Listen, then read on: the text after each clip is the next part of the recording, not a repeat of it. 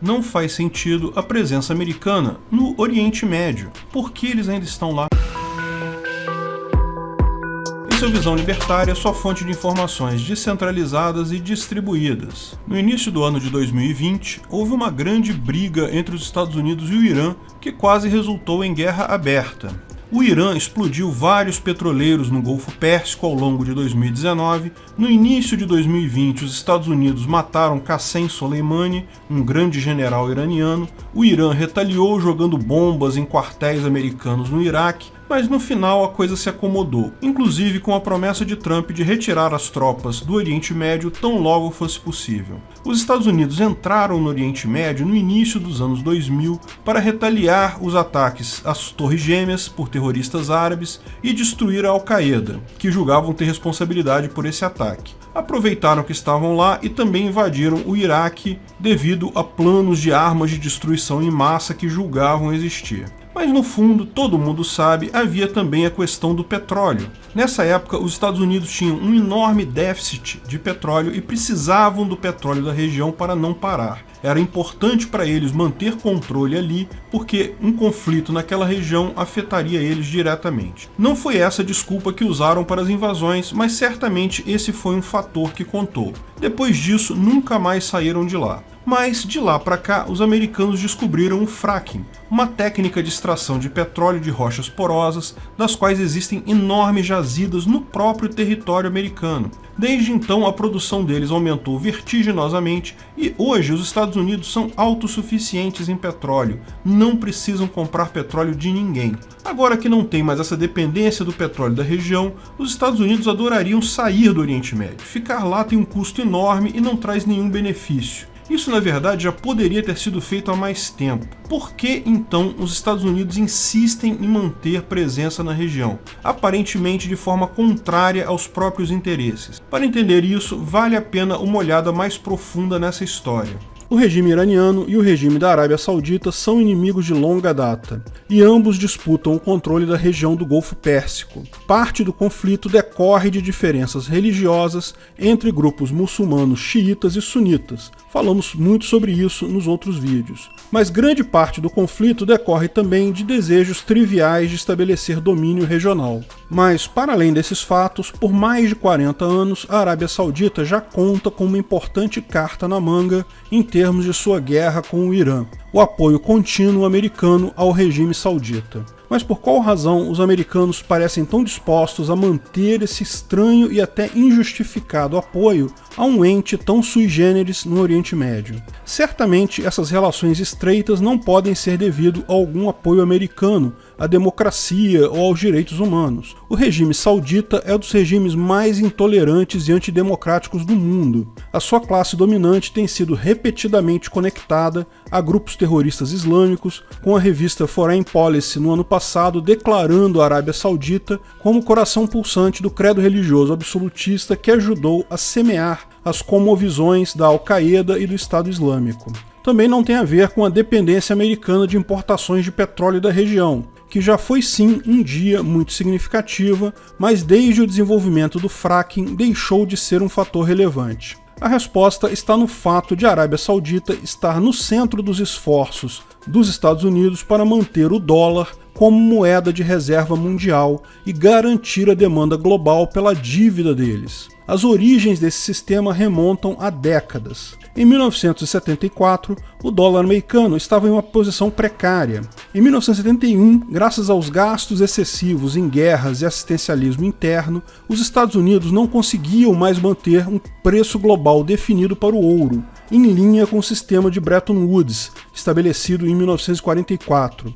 O valor do dólar em relação ao ouro caiu à medida que a oferta de dólares aumentou como subproduto dos crescentes gastos com déficit. Governos e investidores estrangeiros começaram a perder a fé no dólar e tanto a Suíça quanto a França exigiram ouro em troca de dólares, conforme estipulado por Bretton Woods. Em resposta a esses e outros acontecimentos, o presidente Richard Nixon anunciou que os Estados Unidos abandonariam o sistema de Bretton Woods. A paridade entre dólar e ouro, o dólar começou a flutuar diante de outras moedas. Não é de se surpreender que a desvalorização do dólar não tenha restaurado a confiança no dólar, lógico. Além disso, os Estados Unidos não fizeram nenhum esforço para conter os gastos deficitários. Portanto, eles precisavam continuar encontrando maneiras de vender a dívida do governo sem aumentar as taxas de juros. Ou seja, os Estados Unidos precisavam de mais compradores para sua dívida.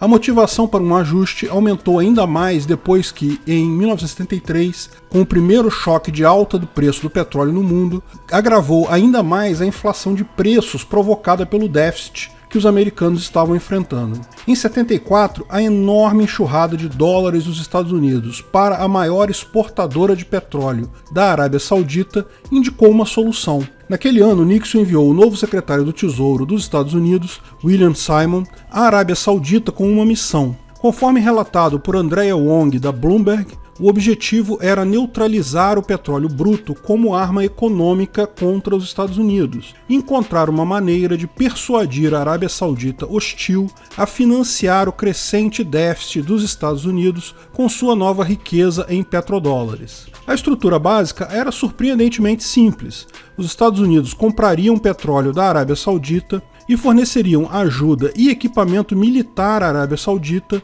Em troca, os saudistas devolveriam bilhões de sua receita de petrodólares ao Tesouro dos Estados Unidos, financiando os gastos americanos. Do ponto de vista das finanças públicas dos Estados Unidos, isso parecia ser um ganho mútuo. Os sauditas receberiam proteção contra inimigos geopolíticos e os Estados Unidos receberiam um novo lugar para desembarcar grandes quantidades da dívida do governo. Além disso, os sauditas poderiam deixar seus dólares em investimentos relativamente seguros e confiáveis nos Estados Unidos. Isso ficou conhecido como reciclagem de petrodólares.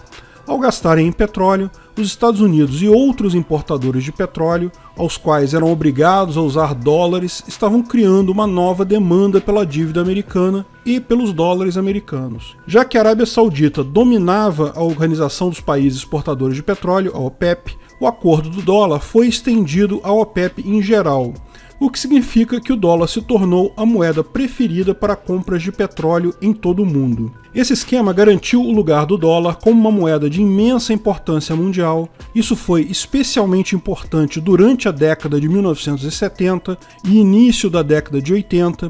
Afinal, até o início da década de 80, a OPEP desfrutava de 50% de participação no mercado do petróleo do mundo. Hoje, a Arábia Saudita está atrás da Rússia e dos próprios Estados Unidos em termos de produção de petróleo. A partir de 2019, a participação da OPEP no mercado mundial permanece em torno de 30%. Isso diminuiu o papel do petrodólar em comparação com os dias emocionantes da década de 70. Mas a importância total dele certamente não foi destruída.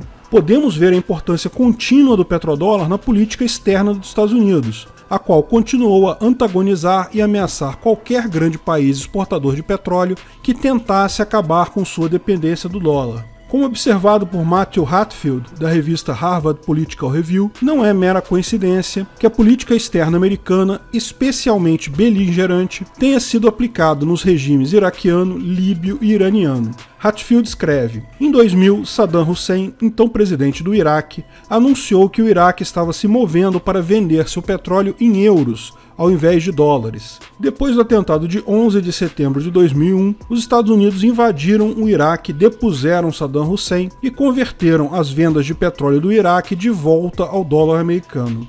Esse padrão exato foi repetido com Muammar Gaddafi quando ele tentou criar uma moeda africana unificada, apoiada pelas reservas de ouro da Líbia, para vender também petróleo africano. Logo depois que ele anunciou isso, rebeldes armados pelo governo e aliados dos Estados Unidos derrubaram o ditador e seu regime. Depois da sua morte, a ideia de que o petróleo africano fosse vendido em outra coisa que não o dólar desapareceu rapidamente. Outros regimes que pediram para abandonar o petrodólar incluem o Irã e a Venezuela. Os Estados Unidos estão pedindo mudança de regime nesses dois países. Aqui não se trata naturalmente de inocentar os adversários dos Estados Unidos de qualquer acusação de crimes pelos quais são conhecidos. De fato, todos esses regimes são criminosos, assim como os americanos. Trata-se de fato de contestar o suposto interesse americano de intervir militarmente em países que lhe causem mal-estar econômico. enquanto que outros países tão criminosos quanto, ou talvez mais criminosos ainda,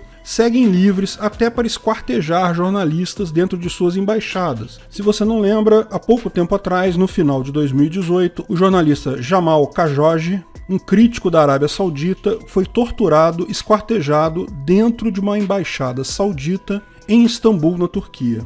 No ano passado, a Arábia Saudita ameaçou vender seu petróleo em outras moedas que não o dólar se o governo dos Estados Unidos aprovar uma lei que expõe os membros da OPEP a ações antitruste dos Estados Unidos. Ou seja, o regime saudita sabe que tem pelo menos alguma influência com os Estados Unidos por causa da posição saudita no centro do sistema de petrodólares. A Arábia Saudita é um dos poucos países que podem blefar diante dos Estados Unidos em questões como essa. Como ficou bastante claro pela política dos Estados Unidos nas últimas décadas, os Estados Unidos estão mais do que dispostos a invadir países estrangeiros que colidem com seu sistema de petrodólares. Entretanto, no caso da Arábia Saudita, a posição saudita como antagonista do Irã e como terceiro maior exportador de petróleo do mundo significa que os Estados Unidos provavelmente evitarão conflitos desnecessários. Além disso, é provável que as ações sauditas de dívidas e outros ativos americanos sejam significativas. Quando os sauditas fazem ameaça, isso implicitamente também inclui liquidar as ações da Arábia Saudita nos Estados Unidos. Como informou a Bloomberg, a Arábia Saudita também avisou que começaria a vender até 750 bilhões em títulos do Tesouro Americano e outros ativos se o Congresso americano aprovar lei que permita que a Arábia Saudita seja responsabilizada nos tribunais americanos pelos atentados terroristas de 2001. É claro que os americanos deveriam estar ficando menos dependentes de seus credores estrangeiros. Isso deveria ser especialmente verdadeiro com relação à dívida saudita e detida pela OPEP, já que o papel global da OPEP e dos sauditas vem diminuindo em termos de participação global. Mas em vez disso, os Estados Unidos vêm acumulando quantias cada vez maiores de dívidas nos últimos anos. Em 1919, por exemplo, o déficit anual superou $1 trilhão. Em uma época passada em que os Estados Unidos não gastavam tanto, esse tipo de geração de dívidas seria reservado apenas para tempos de guerra e períodos de depressão econômica. Contudo, esse imenso crescimento nos níveis da dívida torna o governo americano mais sensível às mudanças na demanda pela dívida americana.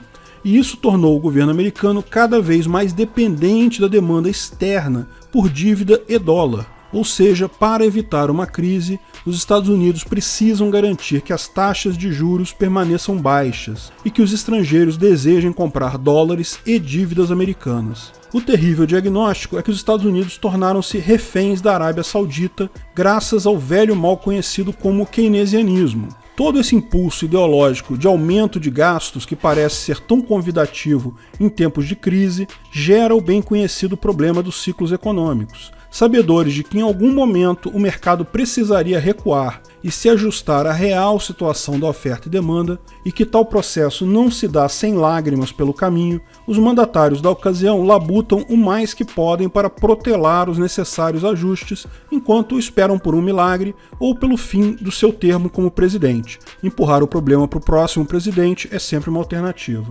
Se os petrodólares e a reciclagem de petrodólares desaparecessem, isso teria um efeito duplo nas finanças do governo americano. Um declínio considerável na reciclagem de petrodólares forçaria um aumento significativo nas taxas de juros. O resultado seria uma crise orçamentária para o governo americano por precisar dedicar quantias cada vez maiores do orçamento federal para o pagamento da dívida. A outra opção seria fazer com que o Banco Central americano monetizasse a dívida, comprando quantias cada vez maiores das dívidas americanas para compensar a falta de demanda externa. Isso levaria a um aumento em inflação de preços. Além disso, se os participantes começassem a sair do sistema de petrodólares, digamos, vender petróleos em euros, a demanda por dólares cairia, agravando o cenário em que o Banco Central está monetizando a dívida. Isso também geralmente contribuiria para uma maior inflação de preços, já que menos dólares são sugados para fora dos Estados Unidos por estrangeiros que compram as dívidas americanas. O resultado disso pode ser o declínio contínuo no gasto do governo americano em serviço e o aumento da inflação de preços. A capacidade do governo americano de financiar sua dívida diminuiria significativamente e os Estados Unidos precisariam recuar em compromissos militares, aposentadorias e muito mais. Ou isso, ou continuar gastando na mesma proporção e enfrentar uma espiral inflacionária. Felizmente, esse é um problema da máfia americana, não do povo americano. Volta e meia surgem pessoas no jornal dizendo cada americano deve não sei quantos milhões de dólares em dívida externa. O mesmo é falado de brasileiros. Cada brasileiro deve não sei quantos mil reais. Olha, eu não devo nada para ninguém com quem eu não tenha explicitamente assinado um contrato. Quem emprestou dinheiro para a máfia do Estado brasileiro que se vire aí. Ninguém manda emprestar dinheiro para mafiosos. Lógico, essa distinção entre problema da máfia estatal e problema do indivíduo é tênue quando as pessoas usam o dinheiro da máfia, o papelzinho colorido lastreado em honestidade de políticos dela. Um baque na máfia será um baque em cada indivíduo que ainda usa esses papeizinhos. Mas essa distinção vai ficar cada vez mais notória nos próximos anos com as criptomoedas. E lembre-se, o Irã já falou em vender petróleo por criptomoedas, por Bitcoin.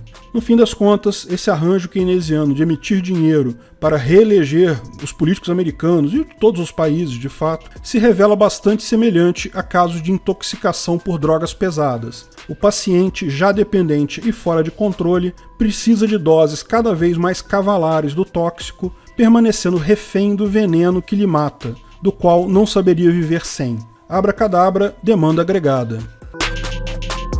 Obrigado por sua audiência. Esse artigo foi sugerido e escrito por Rodolfo Andrello, revisado e narrado por Peter Turguniev. Esse vídeo foi um oferecimento de armataweb.com, cloud e serviços de data center, 100% de compromisso com a satisfação e privacidade dos clientes. Aceitamos Bitcoin, veja o link na descrição do vídeo. Se você gostou desse vídeo, clique no like e compartilhe ele em suas redes sociais. Se inscreva no canal para nos ajudar, clicando no botão vermelho abaixo. Se quiser ser avisado de novos vídeos, clique no sininho ao lado. Saiba mais sobre o nosso projeto no site visãolibertaria.com. Lá você pode sugerir novos artigos, escrever artigos, patrocinar e muito mais. Confira visãolibertaria.com. Até a próxima!